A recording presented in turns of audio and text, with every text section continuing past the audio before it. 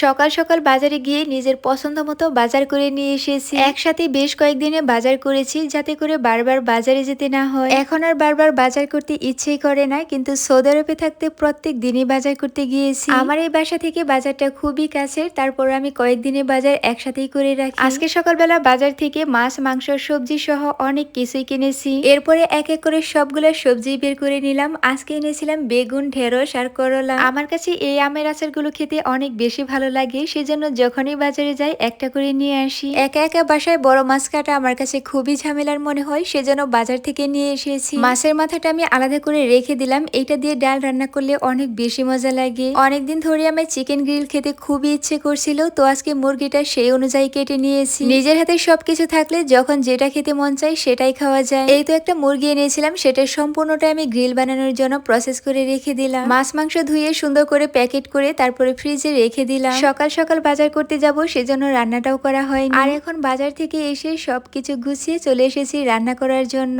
ফ্রিজে রেখে মাছ খাওয়ার চাইতে টাটকা মাছ খেতেই কিন্তু সব চাইতে বেশি মজা লাগে। আমি তো যেদিনই মাছ কিনে নিয়ে আসি ওই দিনই মাছ রান্না করে ফেলি। গ্রিল করার জন্য মুরগির মাংসগুলো আলাদা করে রেখে দিয়েছি, বাকি এই ছোট ছোট মাংসগুলো ছিল। আমি এই মুরগির মাংসগুলো সুন্দর করে পিস করে কেটে নিয়েছি, আর এইগুলো ভাজি করে খেতে সবচাইতে বেশি ভালো লাগে। এই তো রান্না করার জন্য আমি সবকিছু রেডি করে নিয়েছি, এখন শুধুমাত্র রান্না করতে বাকি। প্যানের মধ্যে তেল গরম করে এক এক করে সবগুলো মাছই আমি সুন্দর করে দিয়ে দিলাম। তোমরা অনেকে আমাকে বলো একা একা বাসায় কিভাবে থাকি, কিভাবে সারাটা দিন কাটাই। এই তো দেখো সকাল থেকে এখন পর্যন্ত শুধুমাত্র ব্যস্ততার উপরে এখনো সকালে খাবারটাও খাওয়া হয়নি, আর এভাবে করে আমার সারাটা দিন কেটে যায়। আসলে মানুষের কাছ থেকে যত দূরে থাকা যায় ততই ভালো, আর এখন তো আমার একা থাকতেই সবচাইতে বেশি ভালো লাগে। যখন যেটা করতে মন চাই সেটাই করি, যেটা খেতে মন চাই সেটাই করি। আর এখন তো নিজের একটা ছোট্ট সংসার হয়েছে। এই তো কথা বলতে বলতে আমার মাছের তরকারিগুলো প্রায় রান্না করা হয়ে গিয়েছে। আজকে অনেকদিন পরে মাছের তরকারির সাথে ঢেঁড়স দিয়েছি, আর ঢেঁড়স খেতে আমার কাছে অনেক বেশি ভালো লাগে। এরপরে মুরগির মাংসগুলো যে কষে রেখে দিয়েছিলাম সেইগুলো সুন্দর করে রান্না করে নিলাম। এরকম কষানো মুরগির মাংসের সাথে মুড়ি দিয়ে খেতে অনেক বেশি মজা লাগে। এই তো আমার ভাত তরকারি সবকিছুই রান্না করা হয়ে গিয়েছে, আর এখন সকালে খাবারটা দুপুরে খেয়ে নেব। ফার্স্টে আমি সেই কষানো মুরগির মাংসটা নিলাম,